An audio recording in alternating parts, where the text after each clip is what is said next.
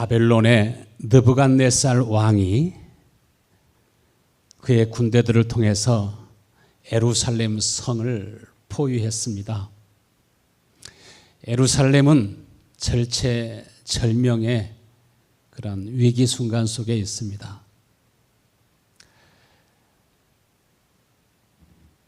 그런데 이스라엘을 위해서 항상 하나님 앞에 기도하고 그 백성을 위해서 주야로 눈물로 기도하는 에레미야 선지자는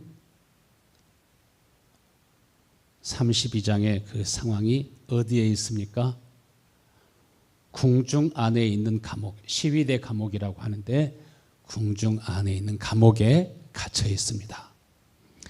에레미야 선지자가 왜 감옥에 갇혔을까요? 에레미야 선지자는 하나님의 선지자 가운데서도 대선지자라고 말합니다.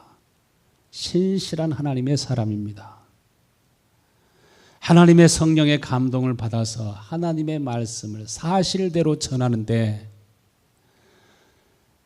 왕도 에레미야 선지자의 말을 듣지 않고 믿지 않고 받아들이지 않고 백성들도 믿지 않고 받아들이지를 않습니다. 그저 삶의 안녕과 평안과 행복과 번영만을 간절히 원하고 그냥 내 영혼이 잘됨 같이 내가 범사에 잘되기를 내가 원하노라. 범사에 잘되는 것만 다 할 사람들은 바랍니다.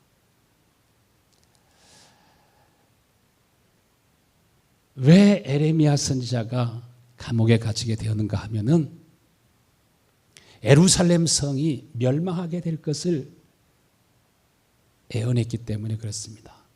바벨론 왕과 그의 군대들에 의해서 예루살렘이 멸망하게 되고 유다 왕 시드기야도 바벨론 군대에 의해서 끌려가게 되고 또 백성들도 포로로 사로잡혀 가게 되는데 그들이 언제 돌아올지도 모른다는 것입니다. 보통 사람들은 자기가 믿고 있는 것, 자기가 알고 있는 것, 자기가 원하는 것에 대해서 얘기하면 믿지만은 스데반이 하나님의 성령의 감동을 받아가지고 하나님의 말씀을 전하니까 사람들이 귀를 막고 일체의 스데반을 달려들어가지고 돌로 쳐서 스데반을 죽이지 않습니까?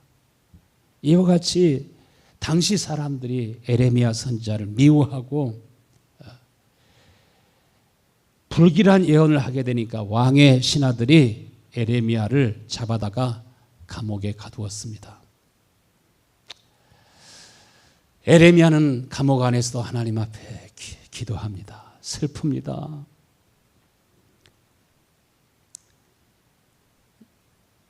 이제 얼마 가지 않아서 예루살렘이 멸망하고 자기 백성들이 다 포로로 사로잡혀 갈 것이 벌써 마음에 보이고 있습니다.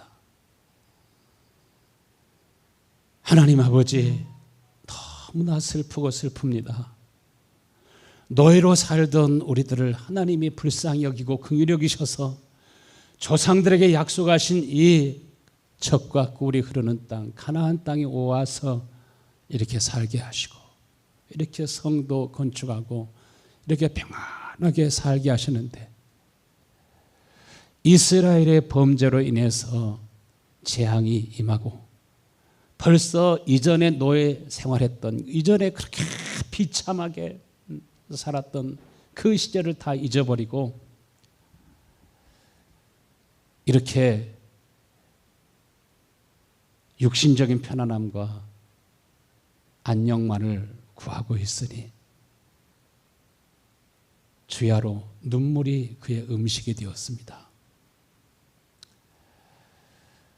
32절 말씀에 이는 이스라엘 자손과 유다 자손이 모든 악을 행하여 내 노여움을 일으켰습니다.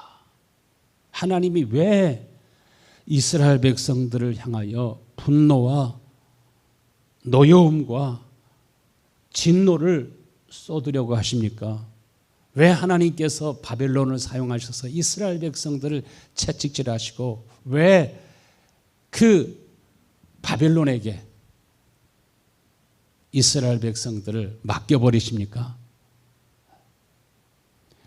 북왕국 이스라엘이나 남왕국 유다도 왕도 선지자들도 백성들도 도무지 영적인 감각이 없습니다. 오직 자기가 육신적으로 편안하게 사는 데만 관심이 있습니다. 더 부요하게 사는 데만 관심이 있습니다. 우리 자녀들이 잘 되고 형통하게 되는 데만 더 관심이 있습니다. 그러면서 이 나라에 무슨 일이 일어나고 있는지 일반 사람들은 다 잘 알지 못하고 또 고위층에 있는 사람들은 더 큰 부와 더 큰 권세와 더 큰 영광과 더 큰 쾌락을 얻기 위해서 에레미야서 32장 35절에 보면은 또 그들은 자기들의 아들 딸들을 불태워서 누구에게 드렸다고요? 몰렉에게 제사를 드렸다고요.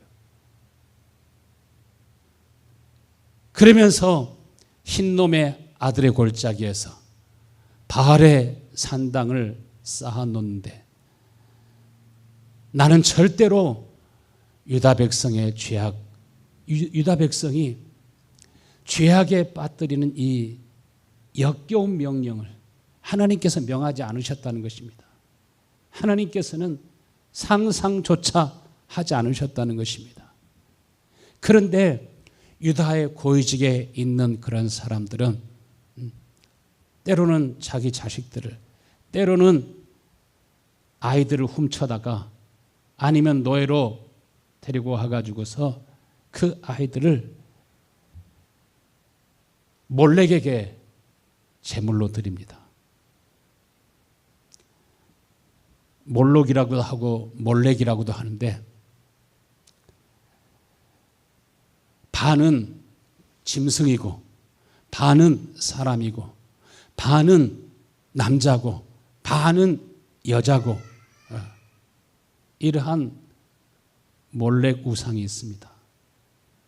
그래서 자기 자녀들을 아니면은 어린 아이들을 훔쳐와 가지고서 이 몰렉 제사장에게 주면은 이 제사장은 어린 아이들을 이 몰렉 우상에게 주어서 몰렉 우상 앞에 불을 지펴놓고 그 불을 걷게도 하게 되고 그 불에 태워서 제물로 드립니다.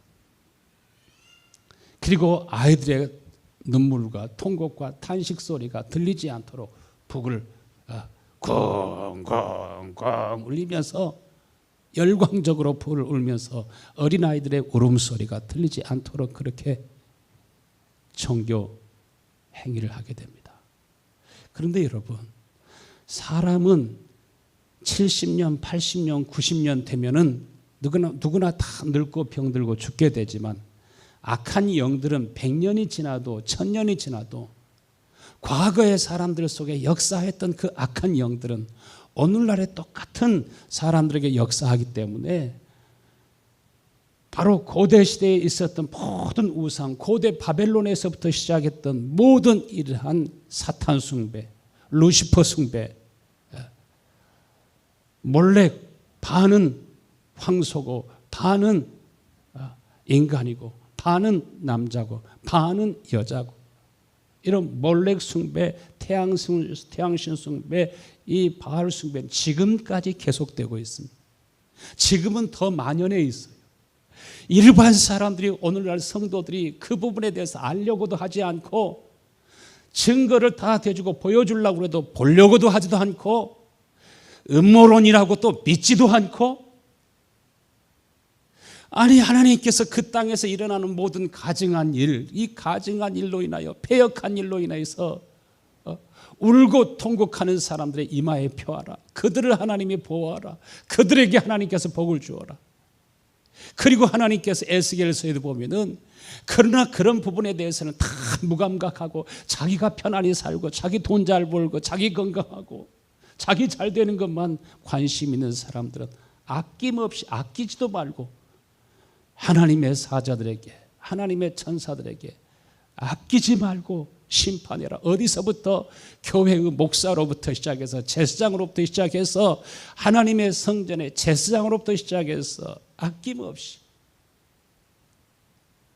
하나님께서는 심판하시는 것을 보게 됩니다. 오늘날 세상의 권세자들이 더 큰 권세를 얻기 위해서 당시도 더 큰 권세, 더 큰 부, 더 큰 영광, 더 큰 쾌락, 그래서 상류층에 올라가고 싶어서 사람들은 그 우상숭배에 빠지고, 우상숭배에 빠진 사람들이 바로 특별한 그들에게 은혜를 입어가지고 최고의 쾌락과 최고의 환락과 그러한 쾌락적인 삶을 살았습니다. 오늘날도 아마 여러분이 너무나 잘 아는 사람들 중에 그들의 모든 비밀들이 다 알려지게 되면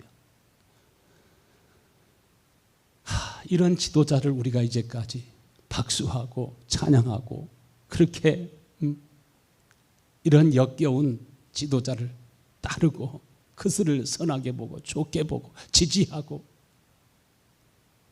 아마 여러분의 머리통을 깨버리고 싶은 그러한 생각이 드는 사람도 많이 있을 것입니다. 그렇게 많은 어린이들이 고난을 당하고 울부짖고 해도 성도들에게 기도하자고 보여주려고 해도 끔찍한 현상들을 알게 해주려고 해도 들으려고도 하지 않고 믿으려고도 하지도 않고 그것을 위해서 기도하려고 하지도 않고 오늘날 이 세상이 어떻게 되어가고 있는지, 얼마나 무서운 일들이 많이 일어나고 있는지 눈에 안 보이니까 오늘날도 교회도 무감각합니다.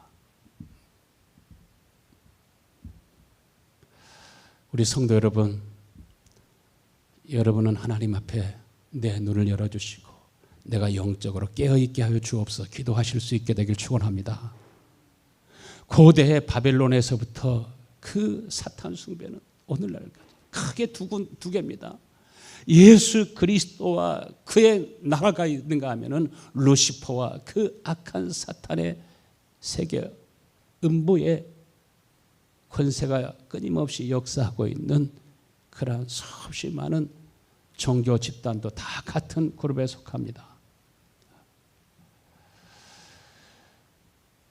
모세 시대뿐만 아니라 가나안 땅에 살고 있었던 민족들도 이러한 우상 숭배에 빠짐으로 하나님께서 아낌없이 다 심판하시고, 노아 시대 때도 마찬가지고 지금도 여러분이 보지 못하고 알지 못하는 지하 세계 속에서 또 여러분이 알지 못하는 많은 우상 숭배의 전당에서 무섭고 끔찍한 일들이 벌어지고 있습니다. 지난주에 앞으로 최고위직 가운데 한 사람이 될 분이 여러 자료를 보내주어서 성도들에게 보여주고 이렇게 하려다가 또 이런 거 보여주면 성도들이 또 그 중에는 다는 아니지만은 또 이러쿵저러쿵 또 그런 소리 듣기 싫어서 제가 안 보여주려고 생각했습니다. 목사님 기도하셔야 됩니다. 미국 교회는 그렇게 하나님 앞에 눈물과 통곡으로 하나님 앞에 기도하는데 우리 한국 교회는 아예 그냥 보려고도 하지도 않고 들지도 않으려고. 그러나 요즘 목사님들이 만나서 3시간씩 어떤 장로님들 만나서 4시간씩 얘기하면 전혀 다른 세계가 있었다고 하는 것을 알고 보고 눈이 열리고 하니까 시간만 있으면 좀 만나주기를 원하고 알기를 원하는 사람들이, 다른 교인들은 그렇게 알기를 원하는데 우리 교인들은 오히려 더 굳어지니 참으로 제 마음이 답답하고 안타깝습니다.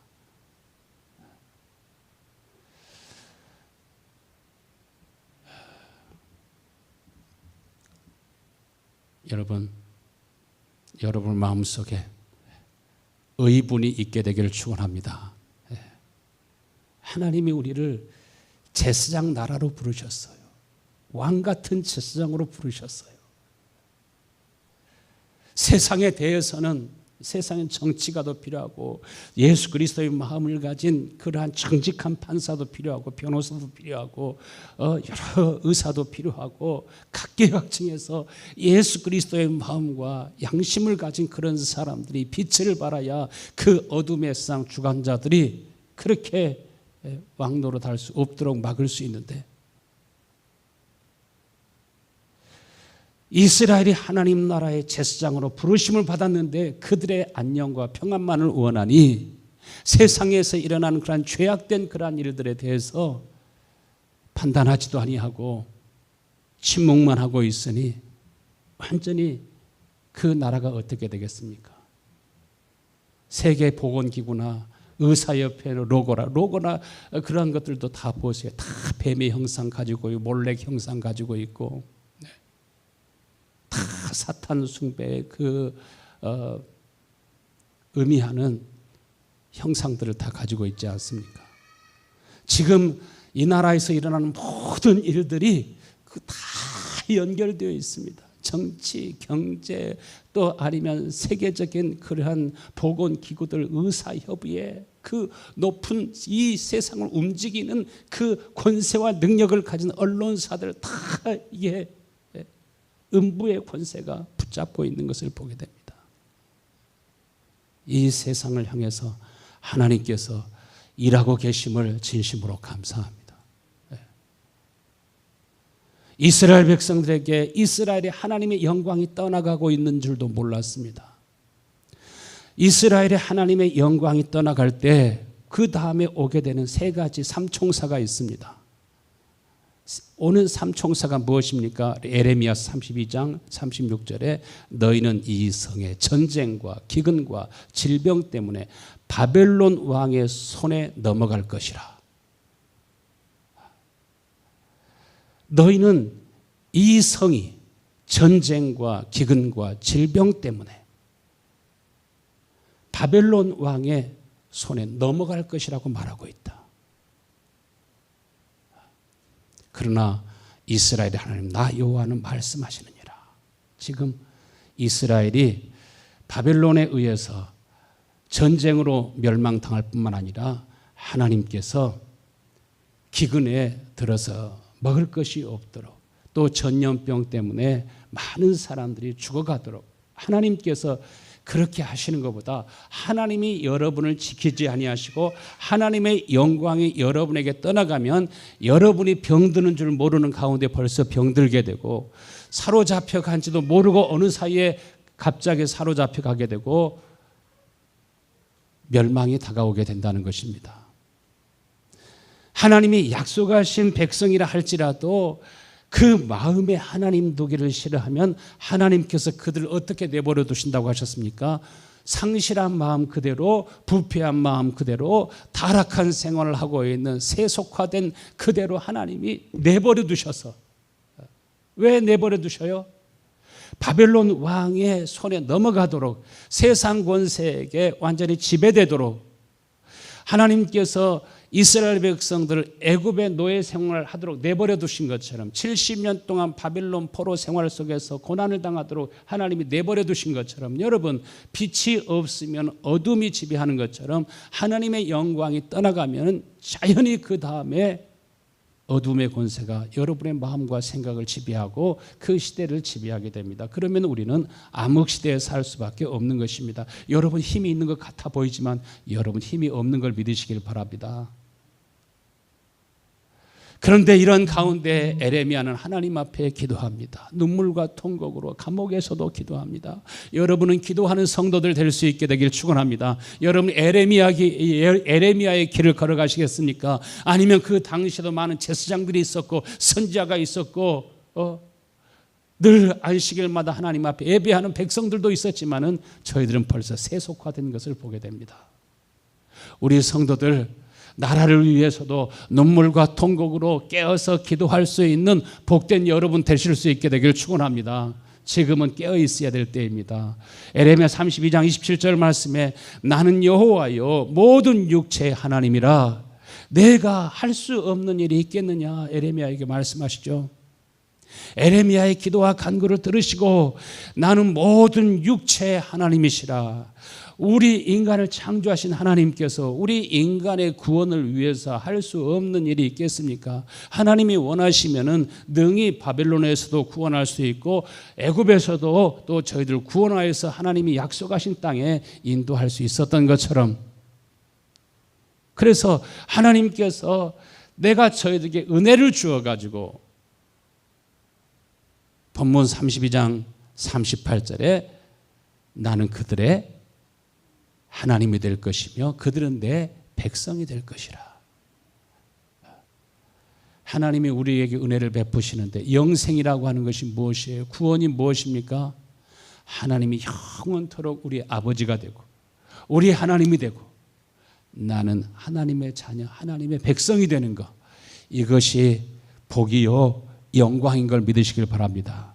그런데 하나님께서 우리에게 첫 번째로 어떤 마음을 주셔가지고 하나님의 자녀를 삼으신다고 하셨어요? 39절 같이 한번 읽겠습니다. 시작. 내가 그들에게 한 마음과 한 길을 주어 자기들과 자기 후손의 복을 위하여 항상 나를 경외하게 하리라. 하나님이 우리에게 무엇을 주신다고요? 한결같은 마음, 한 마음, 변함이 없는 마음.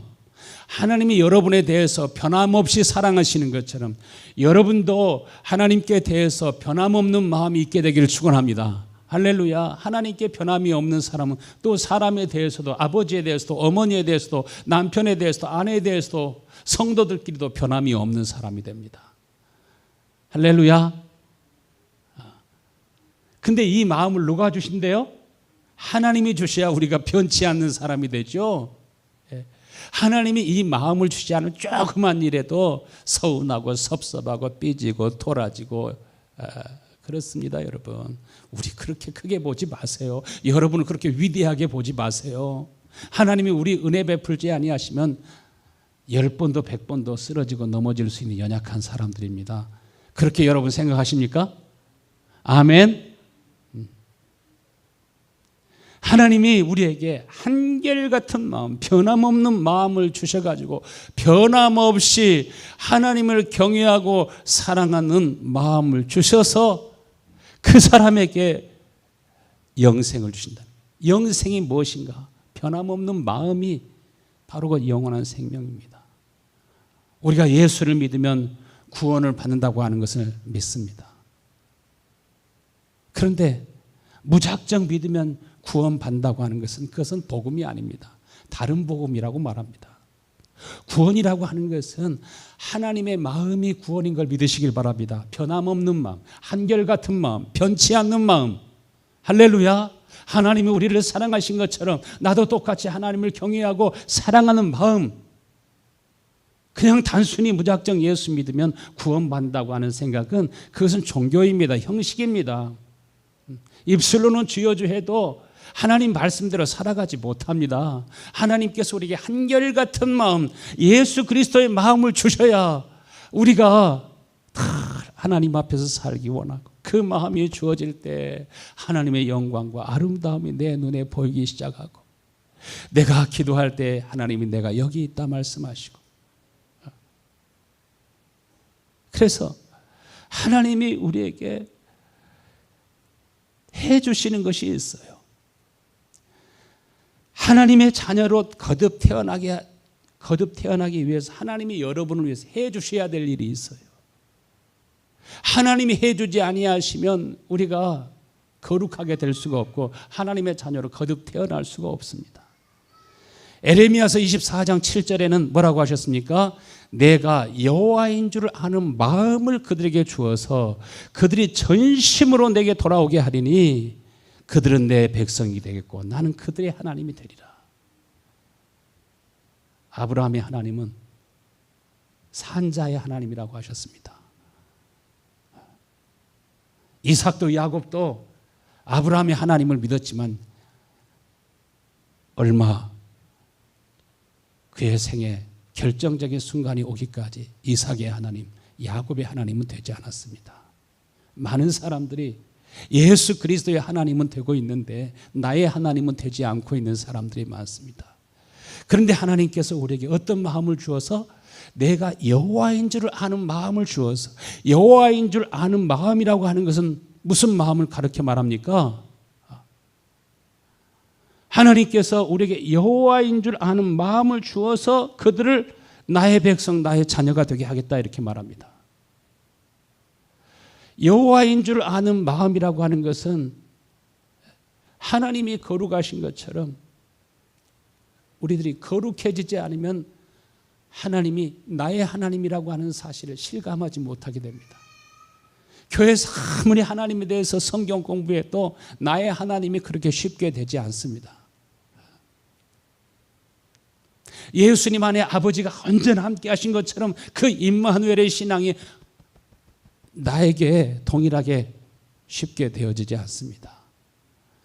여호와인 줄 아는 마음이라고 하는 것은 하나님이 거룩하신 것처럼 거룩한 마음을 주어가지고, 의로운 마음을 주어가지고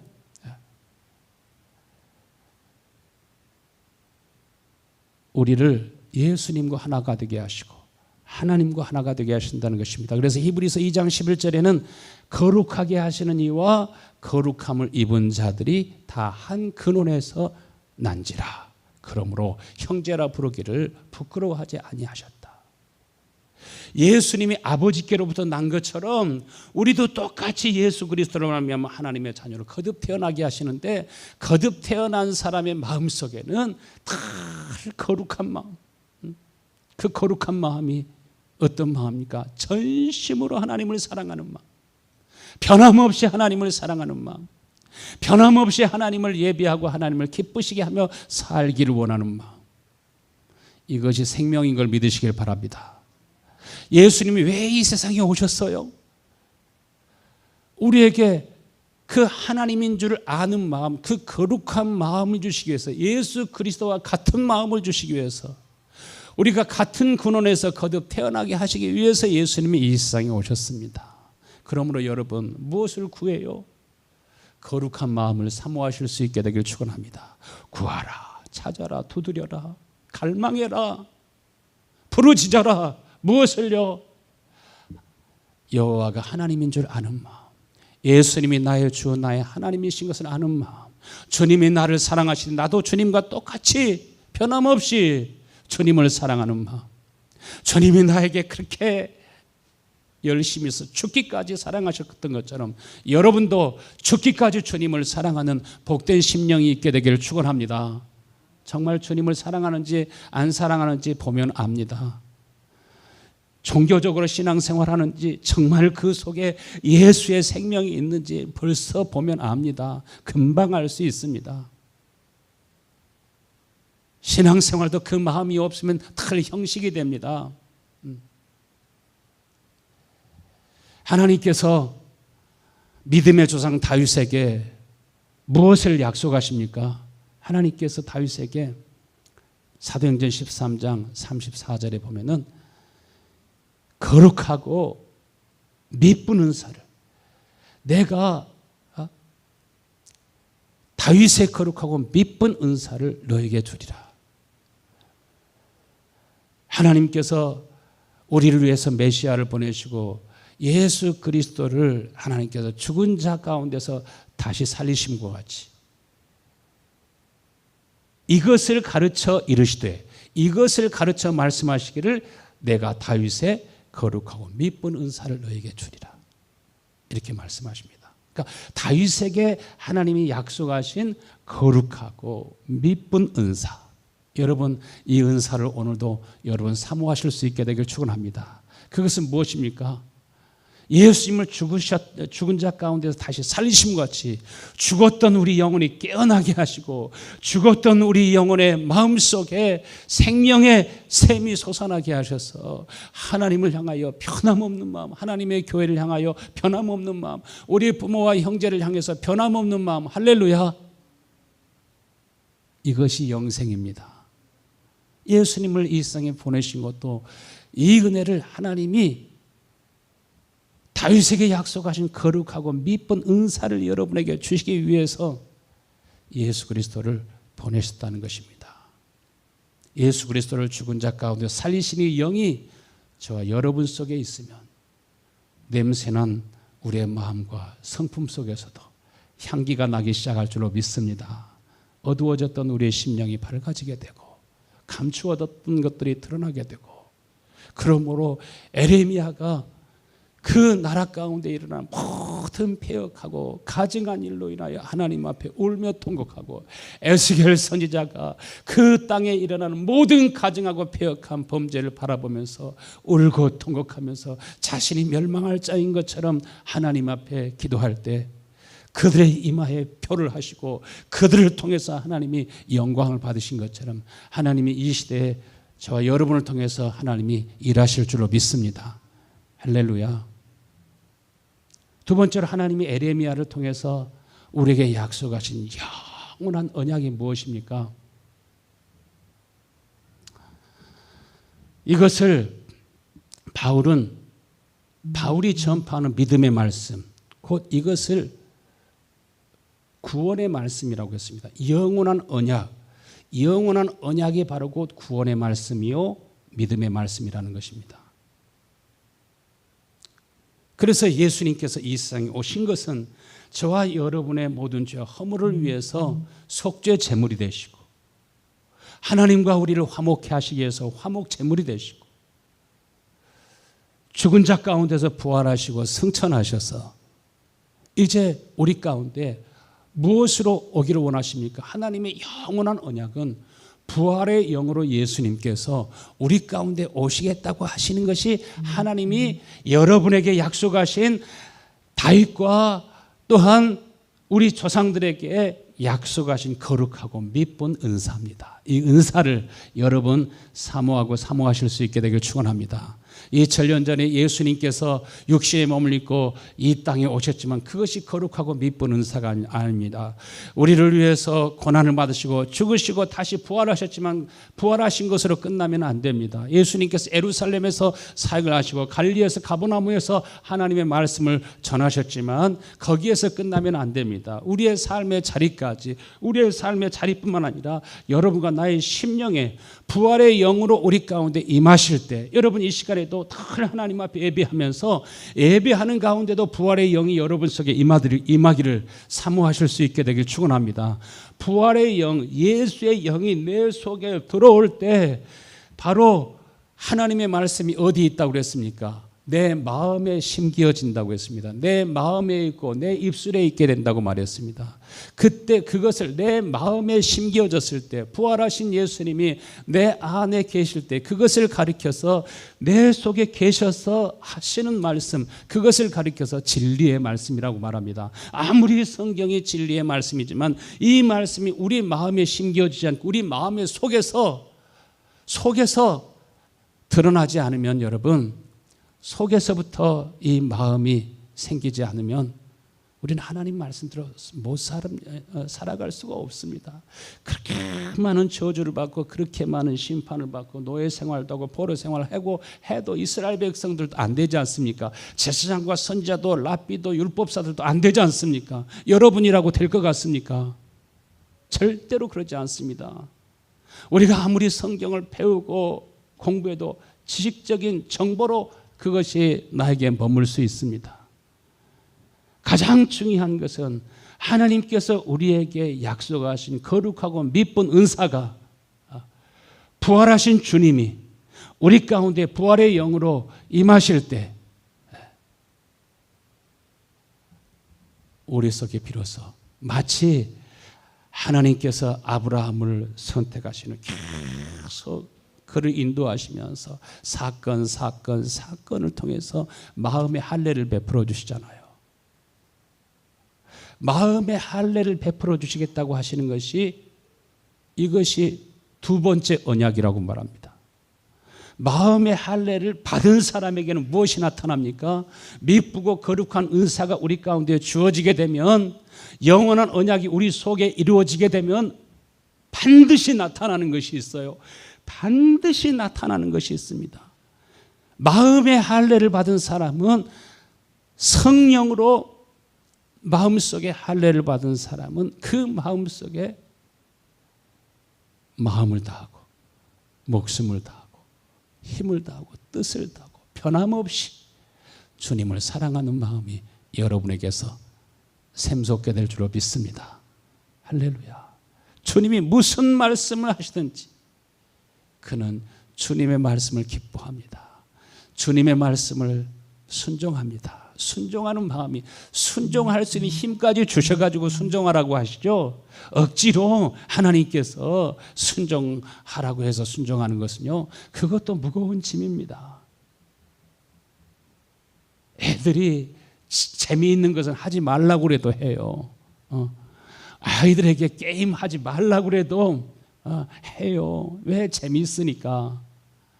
마찬가지로 하나님께서 우리에게 마음의 할례를 베풀어 주시고 하나님의 거룩하고 미쁜 은사를 우리에게 주시면 에레미야서 32장 39절에 말씀하신 것처럼 내가 그들에게 어떤 마음을 주어서 한 마음과 한 길을 주어서 한 마음과 한 길을 주어서 자기들과 자신들의 후손의 복을 위하여 항상 나를 경외하리라. 그러니까는 하라고 해서 예배하는 것이 아니라 뭐 하나님 앞에 11조 하십시오, 감사하십시오. 여러분이 11조를 하면 하나님께서 쌓을 것이 없도록 복을 내리신다고 말씀하지 않으셨습니까? 그래서 억지로 복을 받기 위해서 뭘 드리고 이렇게 하는 게 아니라 하나님께서 한 마음과 한 길을 주면 진리가 그 속에 있기 때문에 하지 말라고 그래도 하게 되고 하지 말라고 그래도 전도하게 되고 하지 말라고 그래도 주의 일을 하게 되고 할렐루야. 그것이 누구에게 복이 됩니까? 자기들과 자기의 후손들에게 복이 된다는 것입니다. 그래서 항상 한결같은 마음으로 하나님을 경외하고 이제는 다시는 죄의 포로가 되지도 않고 세상으로 나가지도 않습니다. 예수님께서는 새 언약의 중보자로 이 세상에 오셨다고 하셨습니다. 그래서 예수님께서는 우리를 위해서 고난을 받으시고 또 십자가에 못 박혀 죽으셨습니다. 우리에게 무엇을 주시기 위해서? 무엇을 주시기 위해서? 한 마음과 한 길을. 그래서 이것을 도라고도 말하죠. 한 도를, 진리의 법을 가르쳐 말합니다. 생명의 성령의 법을 가르쳐서 말합니다. 우리 속에 생명이 있다고 하는 것은 오직 한 마음과 한 길을 걸어가게 되어 있습니다. 그것이 무엇입니까? 하나님을 경외하고 사랑하는 것입니다. 성 프란시스가 12세기에 그때 당시도 교회도 부패할 대로 부패하고 타락할 대로 타락하고 교회 안에도 몰록 숭배, 바알 숭배, 겉으로는 사람들에게 거룩하게 예배를 드리지만 지하에서는 사탄 숭배가 이루어집니다. 여러분 교황청에서 부르는 노래 가운데 루시퍼를 위한 노래, 루시퍼를 위한 찬양곡도 막 있지 않습니까? 그렇게 시대의 어둠이 가득하던 그 시대에 그 12세기, 13세기 때 가장 그래도 그 가운데서 예수님을 흡사 많이 닮은 사람, 그 시대의 빛이었던 사람이 성 프란시스입니다. 예수를 믿은 지 얼마 되지 않았을 때 그는 늘 하나님 앞에 내가 얼마나 죄인인지 알게 해주세요. 늘 기도가 하나님 앞에 내가 얼마나 강팍한 사람인지, 하나님 앞에서 내가 얼마나 무지한 사람인지 아는 마음을 주세요. 프란시스처럼 여러분 기도하실 수 있게 되길 바랍니다. 얼마나 내가 교만한 사람, 조금 알고서도 많이 하는 것처럼 막. 이번에 어떤 장로님하고 얘기하다가 아유 그 사람 말도 하지 마세요. 그 입에 암 걸렸어요. 입에 암이 걸렸다고. 무슨 암 걸렸는데요? 입이 암이 걸렸다고 한 게 아니라 말에 암이 걸렸단 말이에요. 그 말을 듣지도 마세요 하면서 입만 살아가지고 막 이렇게 표현하면서 말이 암에 걸렸다고 하더라고요. 여러분 입에 암이 걸린 사람, 말에 암이 걸린 사람 말을 들으면요 다 나중에 후회할 일이 생깁니다. 여러분의 영혼을 못 지킵니다. 여러분의 영혼이 다 털리게 됩니다. 프란시스가 하나님 앞에서 내가 얼마나 죄인인지 알게. 이것이 여러분의 기도가 될 수 있게 되길 바랍니다. 얼마나 교만한지 알게 해주세요. 하루 종일 기도가 그겁니다. 그러므로 하나님께서 진리로 그 가운데서 오셔서 역사하시는데, 하루는 나병 환자가 자기 옆을 지나갔습니다. 살 썩는 냄새가, 나 환자들은요, 살 썩는 냄새, 세상에서 제일 지독한 냄새가 뭐냐면 살 썩는 냄새입니다. 그래서 순간적으로 지겨워, 더러워, 그런 생각이, 그래서 얼른 스쳐 지나가 버렸습니다. 주님이 그 속에 진리로 계시니까 그 속에서 말씀하십니다. 너는 저 문둥병자보다 더 추하고 냄새나는 그러한 죄인이었는데 내가 너를 불쌍히 여기지 않았느냐, 내가 너를 긍휼히 여기지 않았느냐, 내가 너를 받아주지 않았느냐.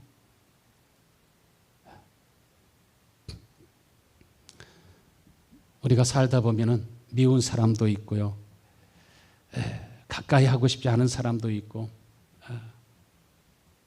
상종하고 싶지 않은 사람도 있죠. 그런데 여러분, 여러분의 마음속에서 사람이 떡으로 살 것이 아니라 하나님의 입으로부터 나오는 모든 말씀으로 살리라. 프랜시스가 그 하나님의 은혜를 입어 살아가게 되니까 하나님의 말씀이 자기의 마음속에서 자꾸 샘솟습니다.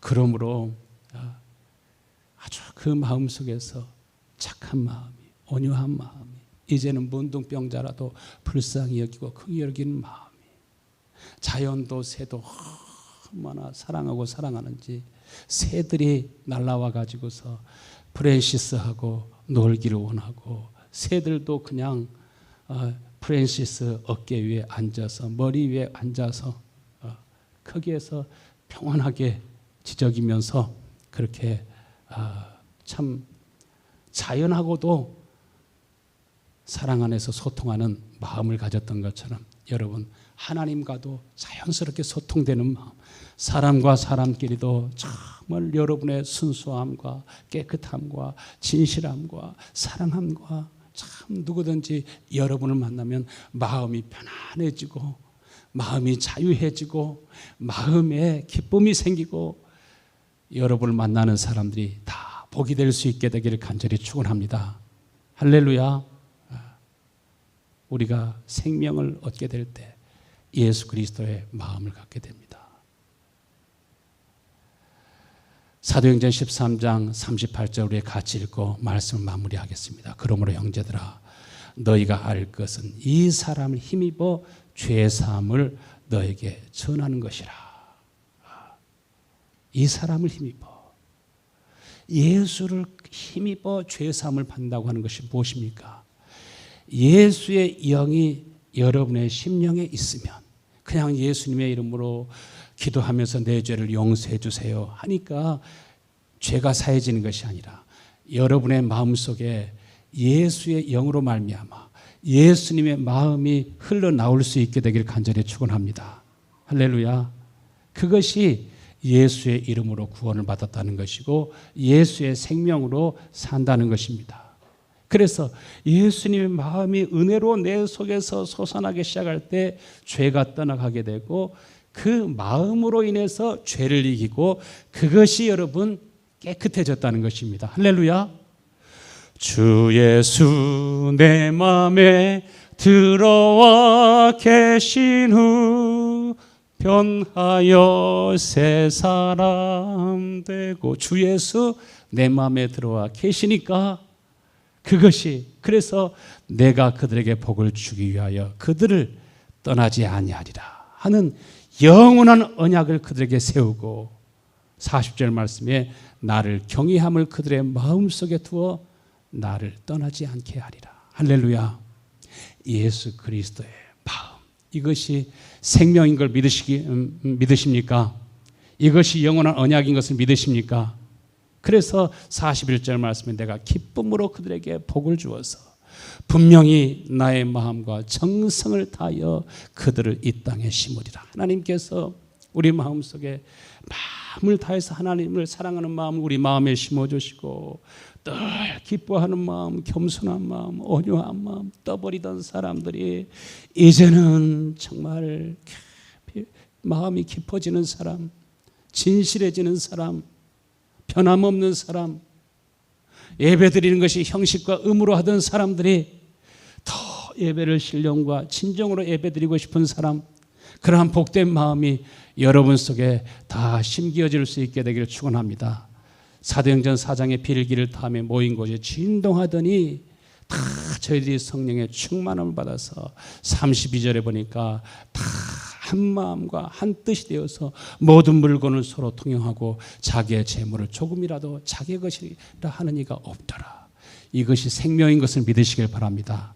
할렐루야. 그러므로 한 마음과 한 뜻으로 모든 성도들이 일어나서 가서 모든 민족으로 제자를 삼고 아버지와 아들과 성령의 이름으로 세례를 베풀고 우리 주님께서 우리에게 분부하신 모든 명령을 지켜 행할 수 있는 그런 하나님의 사람들이 다 되었습니다. 예수님의 그 유일한 꿈과 소망인 이러한 주님의 대명령이 또한 여러분의 삶이 되어서 여러분을 통해서 또 다른 사람에게 복음이 전파되고 하나님의 은혜와 평강이 하나님의 구원과 생명이 여러분을 통해서 흘러갈 수 있게 되기를 간절히 축원합니다. 할렐루야. 우리 다 같이 일어나셔서